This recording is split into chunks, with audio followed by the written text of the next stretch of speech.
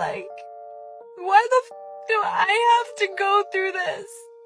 And he's just fine. What do women regret most about divorce? I find that women regret most about divorce that they didn't do it sooner. They hung in there. They stayed because they thought it was better for the children. They didn't want to deal with the financial repercussions, and they just didn't have the time or the emotional energy to do it. And guess what? They tell me then they wasted many good years of their lives sticking it out. So in contrast to what men regret most, women regret most not doing it sooner. Fair, like, why the do I have to go through this? And he's just fine. Like, that's not fair. He needs to go about his life, have his home, have his cars, have his financial stability, and I'm over here struggling. Biggest regret post-divorce. If I could go back, knowing what I know now, I would never have downloaded a dating app or ever gotten on one. People will get on dating apps and spend massive amounts of time chatting, talking, and texting, basically just to do a job interview, only to find out you don't have chemistry and you wasted hours, months, and weeks getting to know someone. People don't really know how to set the correct boundaries on that, and that's a whole nother lesson. There's also not accountability because they are not in your friend group, your church group, any kind of social group, so you can't even have that filter of knowing anything about their background, and they'll quickly ghost you. You wanna go? Fine. But don't come back, ever. I'm not playing with you. Don't come back ever. I'm not. Don't text me. Don't call me. Don't tell me you miss me. I don't want to hear none of that. Where are you going? What you said? Stop. I don't need to call back. You up there looking like you about to cry. Stop. You on back. Stop. What are you doing? Stop. Stop. Why you crying? Where are you going? Stop crying. Where are you going? Please stop Where are you crying. gonna go? Where are you gonna go? I'm going back to Dallas. Why are you going Stop. to Dallas? We made plans together. Where are you going? Stop. Stop crying. Please. Please stop. And then you wanna break up with me over a fucking message? Why are you being like this? We just had a good day today. Stop crying. Stop. Well, I gotta go. I got my flight. Stop. Can you please stop crying? Ridiculous, bro. You're not going nowhere. I don't care what you guys say. You're not going nowhere. You stay here. I don't know what it's getting into, but you can just talk about it. You don't gotta break up with me. You don't wanna break up. What's wrong? You know, some women might call that type of behavior, if it was a man, controlling, stopping him from getting out of the house, putting him in danger. But, you know, what do I know? Maybe I'm reaching. I just told you. You don't wanna be with me. That's just saying. You don't wanna be with me. No. Everything we talked about, you spoke on this podcast. You know me just saying we're gonna be there first in our life, and you wanna tell me? I don't. Stop. Look, can you stop crying, please?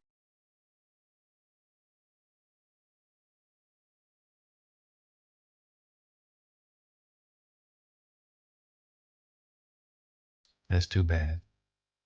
Dry it up. Dry it up.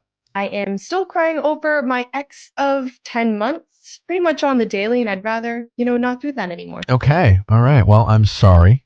Tell me about it. We're in a pretty serious relationship for a little over 4 years, Okay. and it ended last April, pretty much out of nowhere. You were yes. blissfully happy when he broke up with you.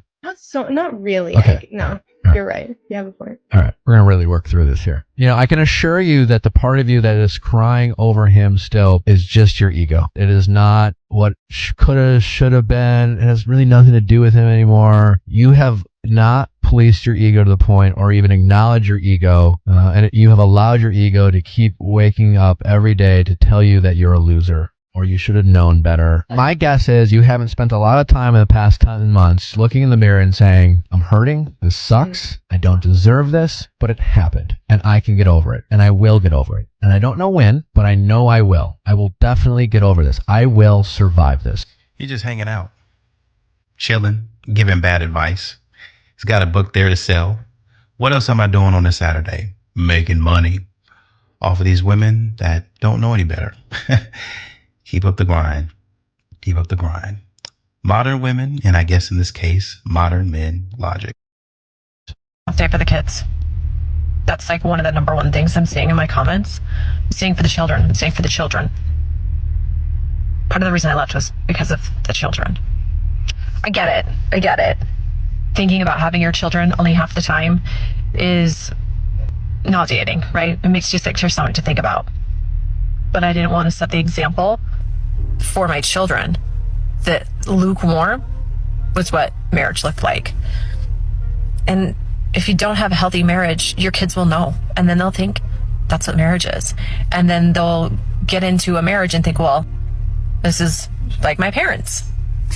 So instead of, I don't know, modeling a good marriage, a good partnership, a good household, you decide instead of working and really hunkering down and trying to figure out what it is that we need to do to show them, yes, even through adversity in relationships, you can come out on the other side successful. You decide, you know what? I probably should exit. And so they know you don't have to stay inside of a marriage if it's not benefiting you, if you're not happy. And happiness is subjective. Your feelings are subjective. So whenever you just feel it, whatever it is in your heart, just go with the flow. Fantastic. Would you tell your children to stay in a marriage that didn't fulfill them? Why do you?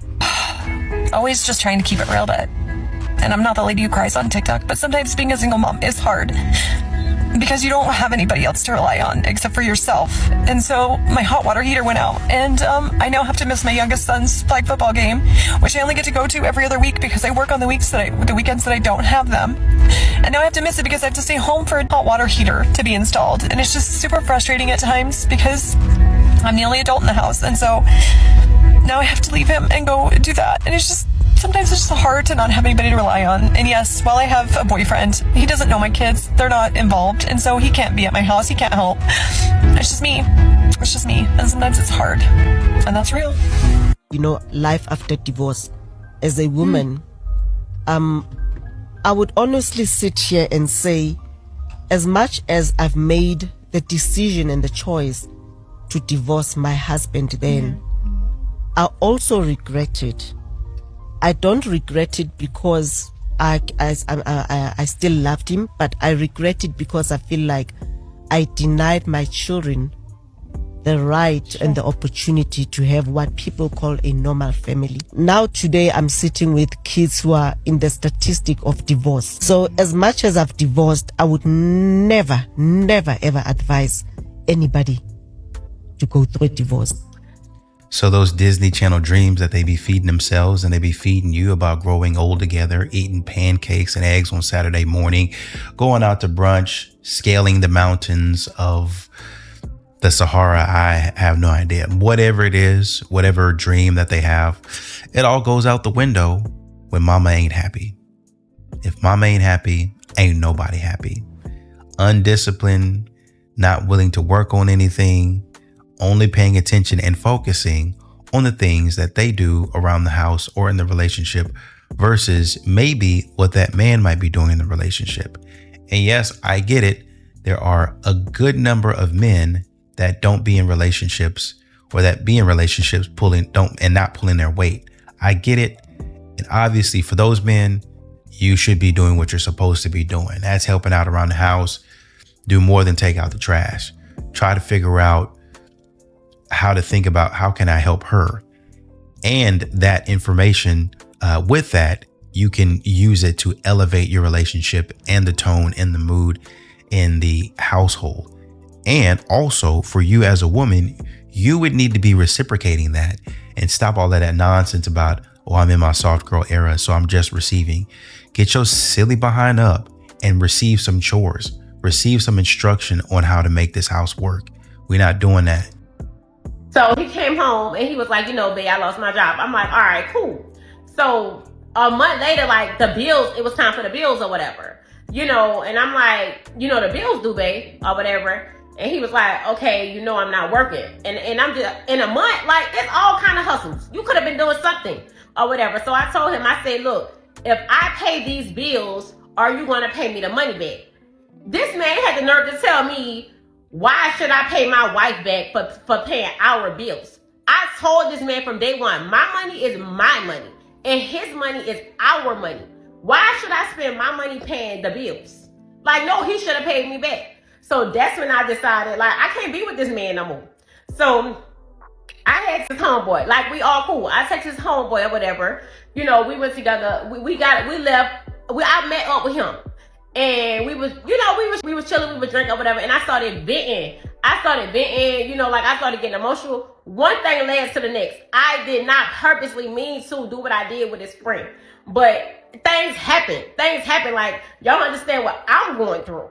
So, you know, his friend ended up giving me some money or whatever. And he was like, you know, babe, look, don't worry about it. Handle whatever you got to handle. Like, his friend was every single thing I desire in a man. Like, everything I desire in a man. And, you know, ain't nobody trying to hear my side. Ain't nobody trying to hear me out and what I went through. Like, that's not okay. That's not cool. You made a promise to me and you broke that promise. How am I wrong if I told him who I was and he didn't stick to? I can see if you stepped out on him and you were sitting on here and in his face crying about, oh, please take me back. I'm so sorry for what I did. But you're on here actually doing the opposite. You're saying, well, you got to understand it from my side. No, we don't, stupid. You went and stepped out on somebody. Number one. Number two, you're not sorry about it. He knew who I was. Stupid. You're selfish. You went out there and got something from him. He was everything that I wanted in the moment. He was everything that you wanted. All of the stuff that you're saying is not garnering you any sympathy. It's not helping you to gain any empathy from anybody with a brain and that knows how to use their common sense. Dumb. So he didn't stick to what he agreed to. Like, that's not love. If you love me, you gonna pay them bills. You gonna do what you told me you was gonna do as a man. All boy is all boy, he get money. You know what I'm saying? Like, it's just too much. All these, like, everybody coming for me and stuff like that, and it's not okay. It's not. My husband, he knew what it was up front. Right. He ended up going broke. I have expectations. When you don't meet my expectations, I move the hell on. You left your husband because he went through a little financial struggle. And did. At any point in time, did you feel that love should have kept you there? I feel like he didn't love me because if he did, he wouldn't have went through a financial struggle. A man that loves a woman don't go through hard times. I don't think. Ouch. When a man's divorce settlement called for his ex-wife to get half of everything that he owns, well, he took that quite literally. He got out those power tools, went to work, cutting everything he owns right down the middle. He's not angry. Not at all, no. He's totally peaceful about this. And then he posted those photos on eBay, putting half of his car on sale for $60. Half his laptop is also available. Maybe half a couch. Could be called a love seat. Probably not in this case. But it is a true half off sale. What kind of a power tool can go right through a car, though?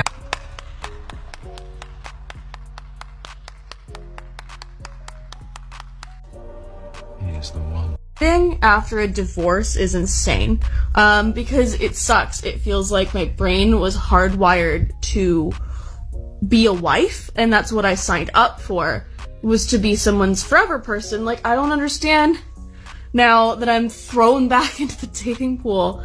I don't understand how to be casual. Like, I got fully married at like 24. I thought I would be with that person forever. And now I'm out here learning what a situationship is. And I hate it. I hate it so much. Don't introduce me to your friends unless we're serious. Like, I'm not gonna understand the nuances of this all. And I feel like I'm simultaneously ahead of the game and behind the game. And then you get people that are freaked out that I was married at one point. And there's just no winning. I miss being a wife. It was simpler. So I believe that I have found love again. A man who happens to live 1,500 miles away, is making me believe in love again, and swears he's gonna come to Canada and give me a Disney romance. So I'm gonna stitch this when I find out whether or not that's true, if he actually made it here and made me believe that the world is magic once again, as though I was a small child with hope, or if he is once again going to just do what most people do to me and prove that I should get 80 cats. So here's hoping for the first one. See you soon. He cheated on me. Oh, don't worry. I just got dumped. I had been seeing someone really wonderful for a couple of months now, and I will miss them greatly. Like, I'm for sure breaking out the claw of this one. But through everything that I've been through, I'm really proud to say that I'm okay. It's okay. I'm not gonna be everyone's cup of tea, but I am gonna be someone's shot of whiskey. And that's okay. This is self-improvement, guys. We are learning. We are learning and getting there. Well, I don't have their official reasons yet. I'm gonna guarantee it has something to do with the fact that I am comprised of chaos energy. But that will eventually be wife energy to someone. And until then, I like who I am. Have a great day, guys. We are going to fall back in love with our lives by force this year. This is me at the lowest it's been. I don't know what I'm supposed to do now, or where I'm supposed to go. I'm really scared about the future, and this is hard. How'd I do? So I'm freshly divorced, and out of multiple toxic relationships, thanks 2022. So I've decided to try something new, and try to fall back in love with me first, and see where I can take that.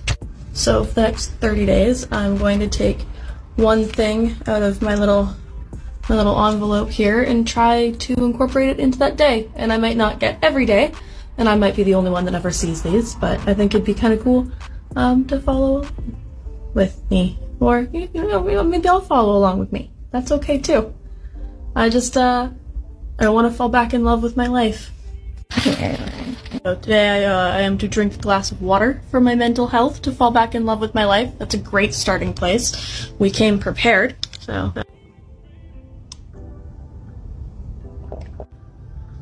Healing's not linear, but we're gonna get there, friends.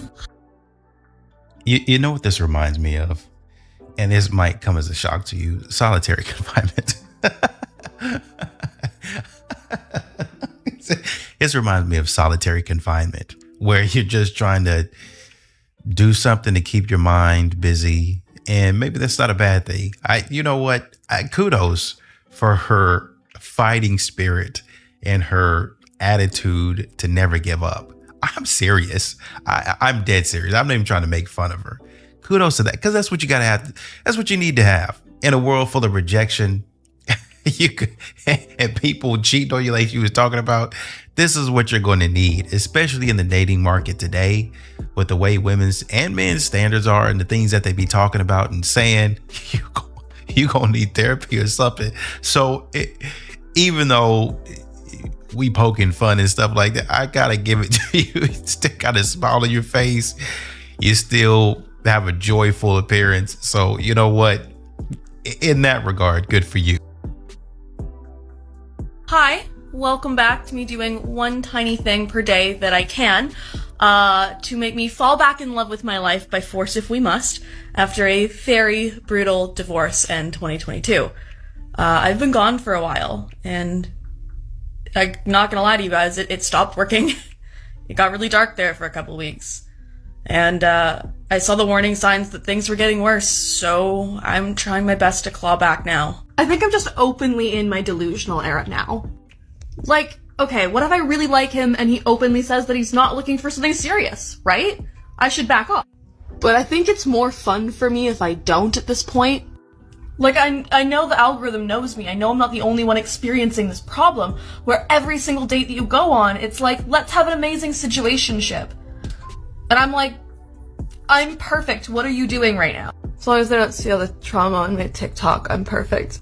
So you know what? We're leaning into it now. I'm just going to enjoy the ride. I'm going to get fully delusional. I'm going to create fake scenarios in my head. I'm going to enjoy them. Because if that's what's going to get me through this year, maybe I'll just enjoy the ride this time. You only want to come over for one night and use me? Cool. Do it, dude. Recharge my batteries. I'll hit up your friends tomorrow. I cheated on my husband of 14 years and lost him forever. This is long, but it's something I need to get off my chest. My husband, 36 male, and I, 36 female, have been together for 16 years and married for 14. We have 2 daughters who are 13 and 12. About 3 months ago, I cheated on him with my coworker once, and I immediately regretted it. To be honest, I still haven't figured out the real reason why I cheated. On the surface, the reason would be that my husband was too caught up with work for a couple of months, and I felt neglected and unappreciated at times. I know that this isn't the real reason, so I'm trying to figure it out through individual counseling. I only cheated on him that one time and immediately told him the next day because I couldn't bottle up my guilt and shame. He was shocked at first, but then went on to call me the most horrid names. I deserved it. I deserved it a lot more than that. I don't even know how it got to the point of me sleeping with my coworker. It started with innocent flirting, and before I knew it, I made the worst mistake of my life by sleeping with him. I wish I'd gotten hit by a car the day before sleeping with him. I cut off all contact with my coworker and gave up my phone to my husband. I wanted to reassure him that I was willing to make this work on his terms, whatever they were, as long as he would give me another chance. Even though in my heart I knew that I wanted another chance to prove myself, I told him that I would understand if he went through with a divorce. Anyways, I told my husband that I would do anything to regain his trust and express my sorrow and regret for having hurt him so much. My husband has always been the type of guy to give a person only one chance. Even in his friendships, if the trust had been broken, he wouldn't give the other person another chance. He said that he wanted a divorce, but then the whole quarantine thing happened and he stayed in the house for about 2 months and didn't proceed with the divorce. For the first month, he treated me very coldly, and the only time we talked was when it had to do with our daughters. I slept on the couch and tried to give him as much space as he needed, and only reminded him from time to time that if he ever wanted to work things out, I'd be more than willing to, and would be completely devoted to the process of him working things out. He even said some spiteful things during that month and distanced himself from me completely. During the second month, there was a change as he began talking to me again. We talked about the daily stuff and even watched movies together with the girls as a family. I felt like he wanted to try reconciling, and I was so happy. I was thrilled that there might be some chance to save my family, to save us. Eventually, through the next couple of days, I could sense us becoming friends all over again. He even invited me to sleep on the bed again. Oh, Jesus Christ. A betrayed spouse sent this story to me and told me that it was a proper atonement. Okay, so bear with me. Bear with me. A couple of weeks passed by, and we were getting along even better than ever. We were spending time as a family again and had gotten closer with each other as well. I felt really good about the way things were going, but I wish I'd suggested marriage counseling.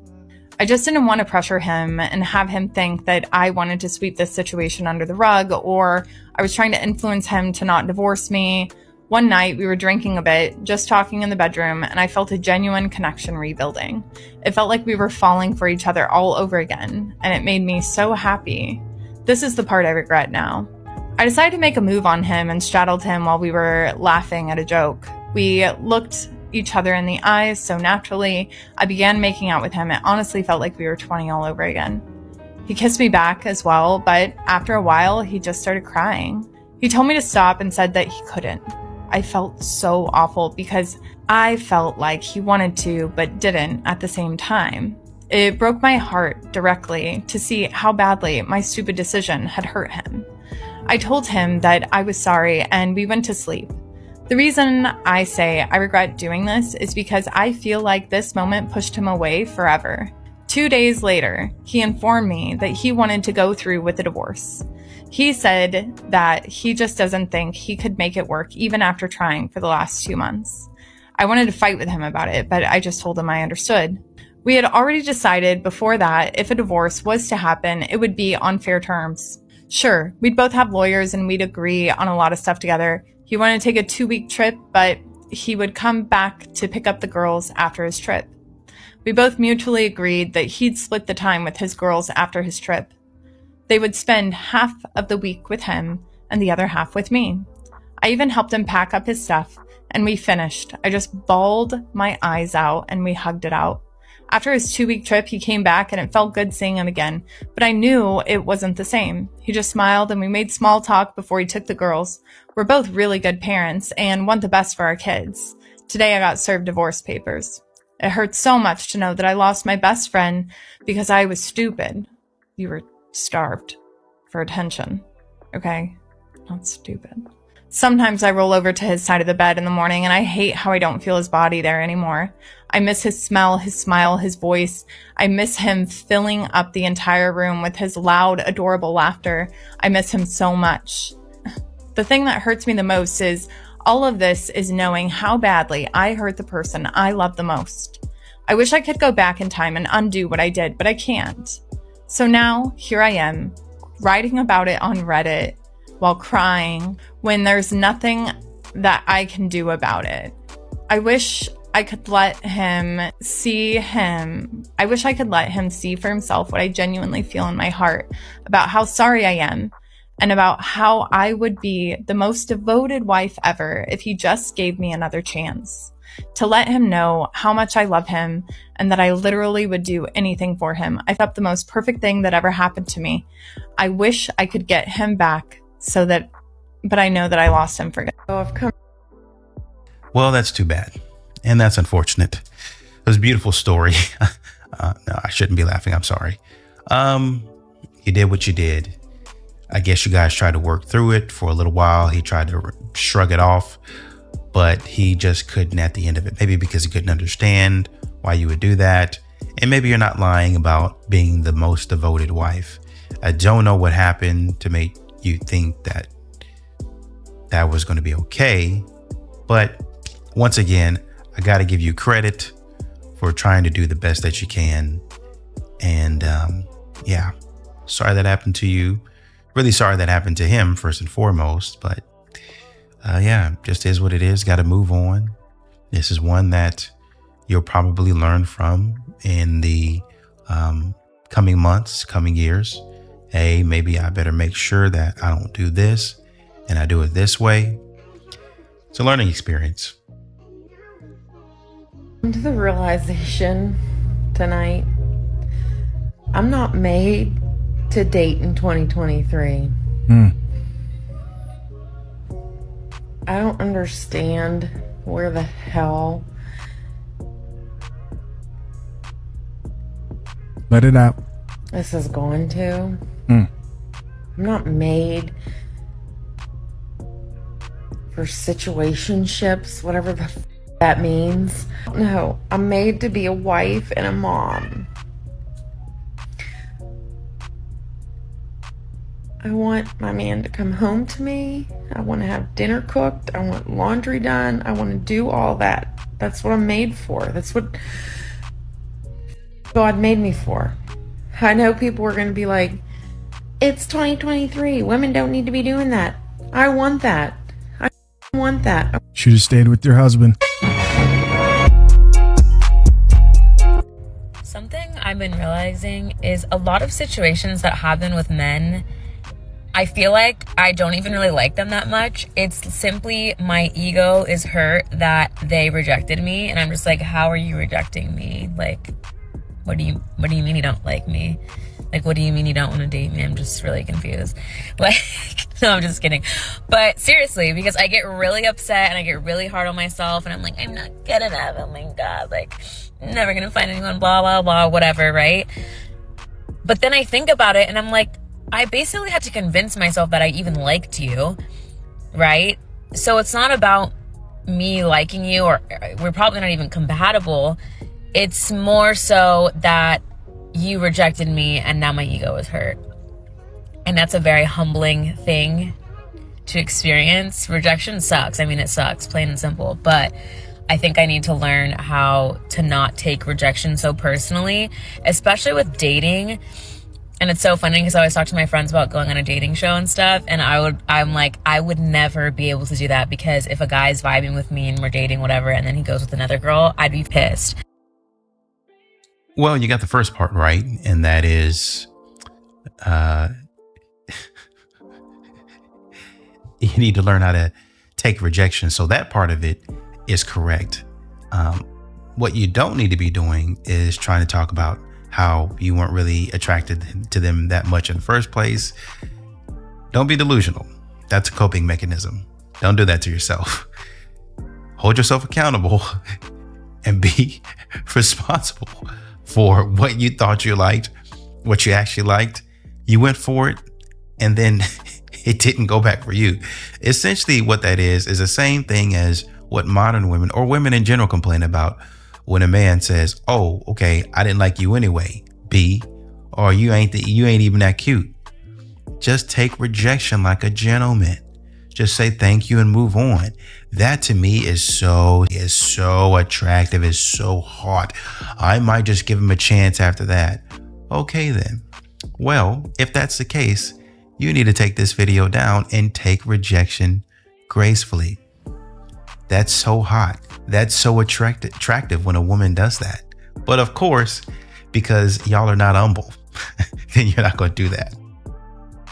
But that's the whole point of dating, is like you're supposed to date people and find who you are compatible with. That's just how it works. Sometimes it's not a personal thing, and it's not that you suck or that you're not good enough. It's simply not a good match, and it's just not going to work out, and that's okay. But me accepting that, it's really hard for me, and I think that's why it's really important for me to work on myself and just like build up my self-confidence. And then anyone who comes into my life will be an addition. It's not going to be like, oh my God, I need them to like validate me, you know? Like needing somebody else to validate you for anything is always going to end badly. And you cannot use another person as a source of validation and comfort. It's just never going to work that way. And so, yeah, I just thought I would share that, because I just don't have good luck when it comes to guys. And I think a huge thing of it is just my trauma that I have that I'm not like healed from. And so I project that and play that out with men a lot. And I definitely want to like work on that and heal that before I like let another man into my life, because I just want to be ready and like stable and not freak out if, you know, they don't like me, or freak out and think something's wrong with me just because, you know. And also I feel like a lot of guys just are looking for, and I just genuinely am over that. I feel like I've had that phase when I was younger, like hooking up and just like keeping things casual, but I want something serious and I want something real. And I feel like I don't want to just hook up with you. Like it's just pointless and meaningless, and it's just stupid. And I feel like I'm really learning that like is something special and sacred, and like just giving it up to any loser is just not the vibes, and it's an energy exchange. That's probably why a lot of bad happened to me, because it's like you're just with these random people who have demons, literally. And anyway, I'm going off on a tangent. My point is, don't take rejection personally, and you will find your person that you're meant to be with, that you are compatible with, that loves you exactly the way you are. Okay, love you. I just called my grandma for some relationship advice, and she said that if you have enough time in your schedule to be crying about a boy, then you should take another class. My grandma serves the tea boiling. You guys do realize that men have feelings, and it's not all about us women all the time. Sometimes it needs to be about them, right? Or are we still just ignoring that?